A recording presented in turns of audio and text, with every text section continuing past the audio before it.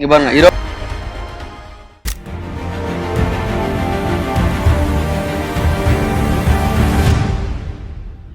இந்த ஓலா, ராபிடோ, யூபர் இந்த சேவைகள்லாம் வந்ததுக்கு அப்புறம் நம்ம ஆட்டோவோட ஒரு பொதுவான சேவைன்றது டோட்டலா முடங்கிடுச்சு. கண்டிப்பா கரெக்ட்டுங்களா? சோ கண்டிப்பா இதால உங்களுக்கு என்ன பெரிய பாதிப்பு இருக்குங்க? இதால வந்து பாதிப்புனா இப்ப நிறைய இருக்கு. இப்போ இந்த ஓலா வந்து ரேட்டு கம்மியா கொடுக்குறாங்க. ம். பட் இந்த அமௌண்ட்லாம் வச்சு நம்ம ஃபேமிலி ரன் பண்ணோம்னா ரொம்ப கஷ்டம். ரொம்ப கஷ்டம். அதுவும் ரேட்டும் ஓலா ஊபர் ரேட் எல்லாம் ரொம்ப கம்மி. ம். இதுக்கு வந்து கவர்மெண்ட் எதனா ஸ்டெப் எடுத்து நல்ல ஒரு ரேட்டு போட்டு கொண்டு வந்தா நல்லா இருக்கும். ம். இல்லைன்னா ரொம்ப கஷ்டம். ஆட்டோலாம் வித்துட்டு ஓலா, ஊபர், ராபிட் இதெல்லாம் எதுவுமே இருக்கக்கூடாது ஃபர்ஸ்ட். ம். இது வந்ததுலேருந்து சவாரி ரொம்ப மோசமா போயிடுச்சு. முன்னெல்லாம் பார்த்தீங்கன்னா நாங்கள் இங்கேருந்து பூந்தமல்லி போகிறதுக்கு ம். 100 ரூபாய்னா கூட கம்மி தான் இருந்தாலும் அது கேட்டால் கொடுப்பாங்க 4 கிலோமீட்டருக்கு. ம். இப்போ அந்த ஊபர் வந்ததுனால 4 கிலோமீட்டருக்கு 60 ரூபாய் தராங்க.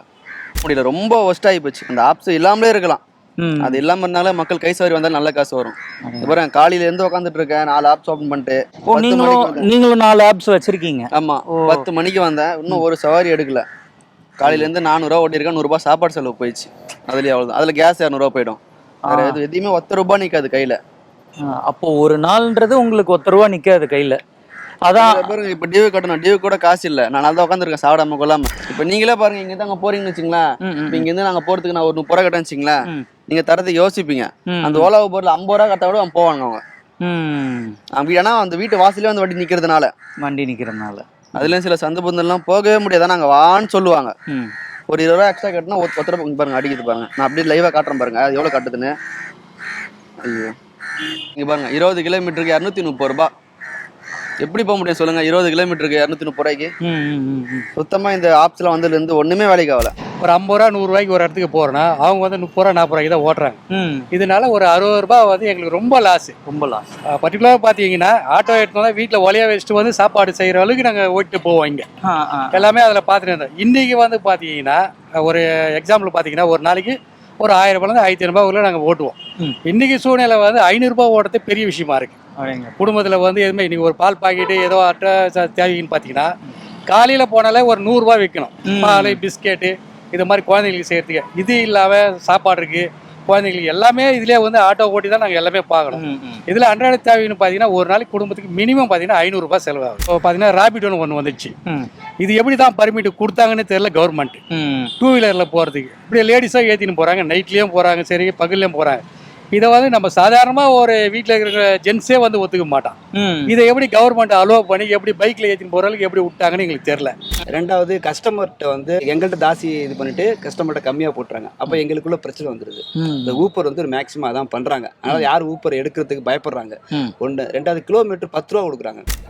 ஓலாவும் ஊப்பர் தான் கொஞ்சம் ஒஸ்ட்டாக போயிட்டு இருக்குன்னு சொன்னாங்க. உங்களுக்கு காம்படிஷன் வரதுனால என்ன செய்கிறாங்க, கஸ்டமர் கவர் பண்ணுங்கிறதுக்காக அவங்க வந்து ரேட்டை கம்மி பண்ணி நம்மள்ட்ட இப்போ நம்மள்ட்ட 100 ரூபா போடுறாங்க அப்படின்னா அவங்ககிட்ட 90 ரூபா 85 ரூபா போடுறாங்க. அப்போ எங்களுக்கு 5 ரூபா அடி வாங்குது. புரியுங்களா? கஸ்டமர் இங்கேருந்து நம்ம பிக்கப் பண்ணுறதுக்கு போகிறதுக்கு 2 கிலோமீட்டர், அப்புறம் ட்ராப் பண்ணுறதுக்கு அங்கே ஒரு அப்போ எத்தனை 25 கிலோமீட்டர் நமக்கு வந்துடும். சாரியில நமக்கு கிடைக்கிறது 200 ரூபா. இதே நம்ம நார்மலாக இப்போ இருந்துன்னு வச்சுக்கலாம், தேடி வந்தாங்கன்னா 500 ரூபா கேட்டால் கூட கொடுப்பாங்க. இப்போ நம்ம வீடு தேடி போய் இது பண்ணால் கூட இப்போ என்ன சொல்கிறாங்க, அந்த ரேட்டு தான் கொடுக்குறேன், அதான் தருவேன் அப்படிங்கிறாங்க. அது இப்போ இதால நான் என்ன கேட்குறேன்னா, இப்போ நீங்கள் இந்த ராபிடோ இந்த ஒரு சேவைன்றது நீங்களும் அதை உபயோகப்படுத்திக்கிட்டு இருக்கீங்க. அதால அந்த ஒரு நாளுன்ற ஒரு செலவுன்னு ஒன்று இருக்கு. பெட்ரோல் செலவு இல்லை கேஸ் செலவு, அது போக ஒரு மனுஷனா இருந்தா சாப்பாட்டு செலவு, காலைல ஒரு பிரேக்ஃபாஸ்ட், லஞ்ச், இதெல்லாம் ஒரு டீ செலவு, இதெல்லாம் போக உங்களுக்கு என்னென்ன கையில நிக்குது? ஒண்ணுமே கிடைக்கலைங்க. ஓப்பனா சொல்றேன் இன்னைக்கு காலையில சவாரி வெறும் 400 ரூபாய்க்கு ஓடி இருக்கு. 400 ரூபாய்க்கு கேஸ் 300 ரூபா போட்டிருக்கேன். அடேங்கப்பா. புரியுதுங்களா? கேஸ் 300 ரூபா. ஆயில் இருக்கு. எவ்வளவு கிலோமீட்டர் ஓட்டி இருக்கீங்க? கிலோமீட்டர் கிட்டத்தட்ட வந்து ஒரு 10, 20, 30 கிலோமீட்டர் தான் ஓடி இருக்கு. 30 கிலோமீட்டர் 30 கிலோமீட்டர் கம்மி தான். இன்னும் 30 கிலோமீட்டர் கம்மியான பக்கம் தான் நான் ஓடிச்சு. இப்போ எங்க லோக்கல் பார்த்தனால இது 400 ரூபா தான் ஓடி இருக்கு. அதுல கேஸ் 300 ரூபா போட்டிருக்கேன். ஆயில் இருக்கு 50 ரூபா ஆயில். டீ செலவு, இப்ப சாப்பிட ஒண்ணுமே இல்ல, சும்மா உட்காந்துருக்கேன். இப்ப இனிமே மேற்கொண்டு நமக்கு ஏதாவது சவறு வந்தாதான் 6 மணிக்குள்ள ஏதாவது ஒரு 200 ரூபா மட்டும் சம்பாதிக்க முடியும். இல்லைன்னா அப்படி வீட்டுக்கு போக வேண்டியதான். ஓலா, ஊபர், நம்ம யாத்திரி, ராபிடோ போடுறதுனால எல்லாமே மக்கள் எல்லாமே அதெல்லாம் ஆன்லைனில் புக் பண்ணுறாங்க. நாங்கள் குறைஞ்சபட்சம் ஒரு 1000 ரூபாய், நாங்கள் ஒரு 100 ரூபாய் சவாரி இருந்தாலும் ஒரு 1000 ரூபாய் ஓட்டுறோம்னாக்கா அவங்க வந்து 300 ரூபாய் அதில் எடுத்துறாங்க. 300 ரூபாய் ஒரு சவாரிக்கு 20 ரூபா 30 ரூபா அவங்க பிடிச்சி எடுத்துக்கிறாங்க. சவாரி கமிஷனாக எடுத்துக்கிறாங்க. இது வந்து அரசாங்கம் கவர்மெண்ட்டே எடுத்து போட்ட ஆட்டோ டிரைவர் கொடுத்துக்கா நம்ம நன்றாக இருக்கும். அதுக்கப்புறம் ஆட்டோ ஸ்டாண்ட் மக்கள் யாரும் வர்றதே கிடையாது. இப்போ எல்லாமே ஓலா ஓலா அது அப்படி தான் போகிறாங்க. நாங்கள் சம்பாதிச்சு ஒரு தனி மனிதனுக்கு ஒரு கம்பெனி கொடுக்கறதுக்கு இது அரசாங்கம் இருந்தாக்கா எங்களுக்கு நல்லா இருக்கும். எங்களுக்கு பாதிப்புன்னு வரும்போது கொஞ்சம் கஷ்டமாக தான் சார் இருக்குது. இப்போ இது கவர்மெண்ட் வந்து எனக்கு உங்களுக்கு பண்ணிச்சுன்னா கொஞ்சம் கரெக்டான ரேட்டு கொடுத்து இவங்களே ஒரு ஆன்லைன் மூலமாக ஒரு ஆப் மாதிரி வச்சு கொடுத்தாங்கன்னா இன்னும் கொஞ்சம் யூஸ்ஃபுல்லாக இருக்கும் நீங்கள் நினைக்கிறீங்க? ரொம்ப நல்லா இருக்கும். நல்லதுண்ணே. ஏன்னா இப்போ நீங்கள் ஓலா ரேப்பிடோ இதெல்லாம் யூஸ் பண்ணுறீங்களா நீங்கள்? அப்போ நான் இன்னும் ஒரு உதாரணத்துக்கு கேட்குறேன்னா, இப்போ இங்கேருந்து மெரினாக்கு நீங்கள் வந்துட்டு ஒரு 300 ரூபா காட்டுது ஓலாவில். சரிங்க. அப்போ அந்த 300 ரூபா காட்டும்போது உங்களுக்கு கையில் என்ன நிற்கிது? அது போக கேஸ் இதெல்லாம் இருக்கு, சாப்பாட்டு செலவு உங்களுக்குன்னு இருக்கு அந்த டே டு டே. அது இல்லாமல் நீங்கள் அவங்களுக்கு கமிஷன் ஒன்று கொடுக்க வேண்டியது இருக்கு. இதெல்லாம் போக உங்கள் கையில் என்ன வருமானன்றது வருது?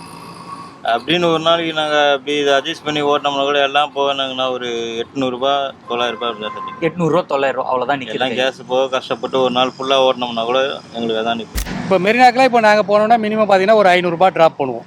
இந்த ஓலாலாம் போனீங்கன்னா பார்த்தீங்கன்னா ஒரு 300 ரூபா, ஒரு எக்ஸ்ட்ரா நம்ம ஒரு 20 ரூபா கொடுங்க 30 ரூபா கொடுங்க கேட்குறோம். இவ்வளோதான். மற்றபடி பார்த்தீங்கன்னா ஒரு ஓலாவில் இப்போ நம்ம கேஸ் போட்டு போகிறோம்னா ஒரு 200 ரூபா கேஸ் ஆகிடும். தேய்மானம் இருக்குது. அது எல்லாமே போய்டும். அதில் மிஞ்சி போனால் இதில் ஓட்டுறதுனால ஓலாவில் ஓட்டுறதுனால இப்போ போய் மெரினால விட்டோம்னா மெயின்டெனன்ஸ்ல இன்னைக்கெல்லாம் மினிமம் பார்த்தீங்கன்னா 300 ரூபாய் இல்லாமல் ஒரு வயர் பார்த்தீங்கன்னா 300 ரூபாய். அது மாதிரி ஆகி போச்சு. ஓலா ஊப்பர் இல்லைன்னா இன்னைக்கு ஆட்டோ தொழில் கிடையாது. ரூபாய்க்கு போனா அவனுக்கு வந்து 35 ரூபாய் 40 ரூபாய் கமிஷன் போகுது. கமிஷன் போச்சுன்னா மீதி 240 250 தான் கையில நிக்குது. அதுல 150 கேஸுக்கு போயிடும். இது 100 ருபீஸ் தான். 100 ருபீஸ்ல வண்டி தேய்மானம், வண்டி டிரைவர் சம்பளம் இதெல்லாம் பார்க்கும்போது எதுவுமே இல்லை, வேஸ்ட் தான். என்ன அண்ணா பொழப்புக்கு வேணுமே அப்படின்னு சொல்லி தான் போயிட்டு இருக்காங்க எல்லாருமே.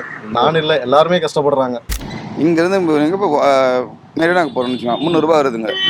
ஓலாவில் 300. அவங்க வந்து 40 50 ரூபா குறைஞ்சு 60 ரூபா எடுத்துக்குவான். கேஸுக்கு குறைஞ்சபட்சம் 150 கேஸ் போவோம்.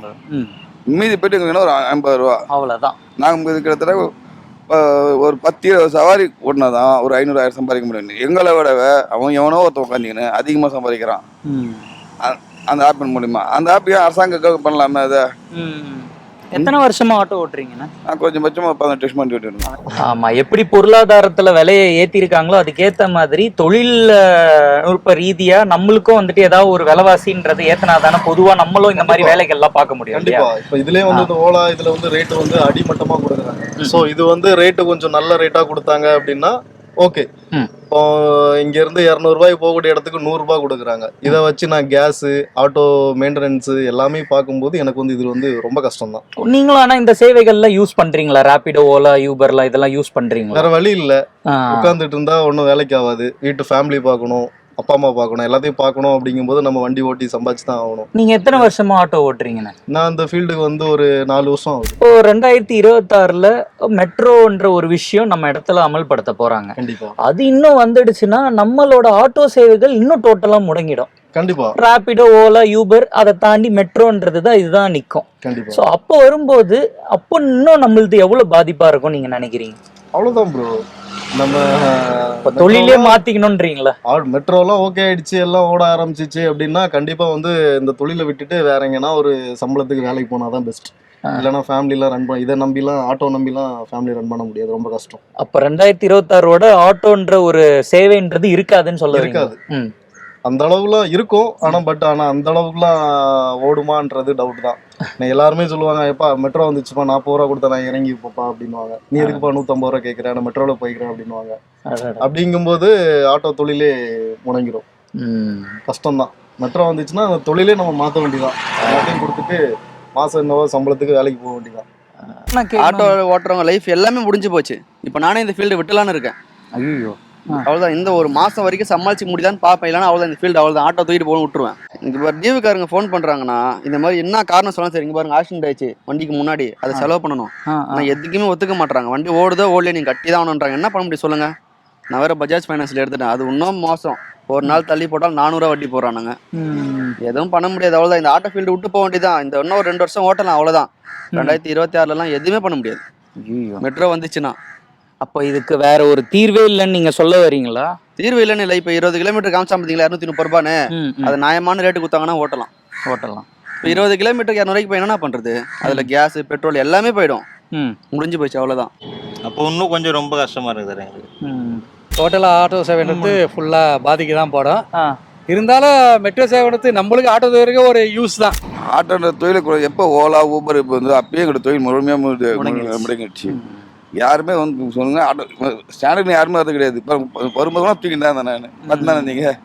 ஆமாண்ணா. அதுக்கப்புறம் மெட்ரோன்னு வந்ததுக்கப்புறம் ஆட்டோன்ற சேவை அரசாங்கம் தான் எங்களுக்கு மாற்று ஏதாவது இது பண்ணணும். எங்களை மாரி தொழில் ஆட்டோ தொழிலாளர்களுக்கு மாற்று வேலை வாய்ப்பு ஏதாவது கொடுத்துருந்தா அரசாங்கம் தான் கொடுக்க முடியும். ஆட்டோ தொழில் முழுமையாக மெட்ரோ அந்த மாதிரி இருக்காது. இதுக்காக அரசாங்கம் ஏதாவது ஒரு ஸ்டெப் எடுக்கணும்னு நினைச்சா அது என்ன மாதிரி எடுக்கணும்னு நீங்க நினைக்கிறீங்க?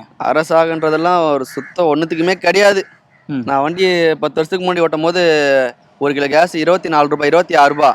ஆனா மீட்டர் ரேட்டு அதே தான் 12 ரூபாய். இன்னைக்கு ரேட்டு 86 ரூபாய். ஆனா மீட்டர் ரேட் அதே 12 ரூபாய் தான். அதே 12 ரூபாய். ஒரு மாற்றமும் இல்லை. அவங்க தான் சம்பாரிச்சிட்டு போறாங்க. நம்மளுக்கு ஒரு மாற்றமும் கிடையாது. 26 ரூபாய் அந்த கேஸ் ரேட்டு இப்போ 84 ரூபாய்.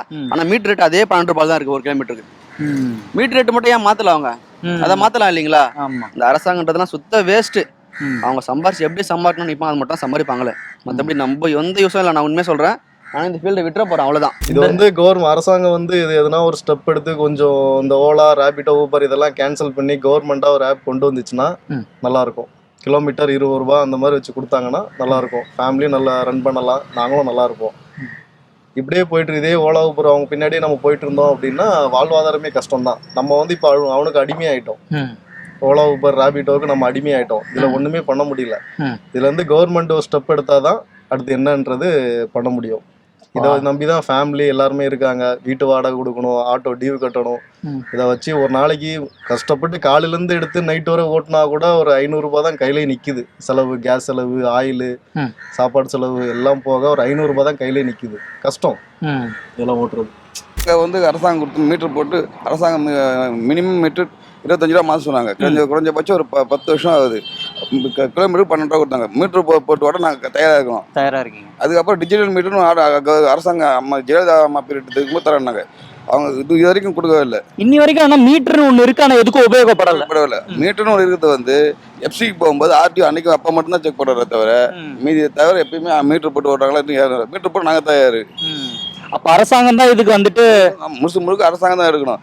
ஏதோ தனியா கார்பரேட் கம்பெனிக்காரனை வந்து வச்சு அவன் சம்பாதிக்கிறது அரசாங்கமே எடுத்து நடத்தி இது பண்ணாக்கா எங்க நிறைய தொழிலாக இருக்கும். நாங்கள் ஓட்ட தயாராக தான் இருக்கிறோம். மீட்டர் போடவும் தயாராக இருக்கிறோம், அந்த இதுக்கு போட்ட தயாராக இருக்கிறோம். ஆனா அரசாங்கம் சரியில்லையே.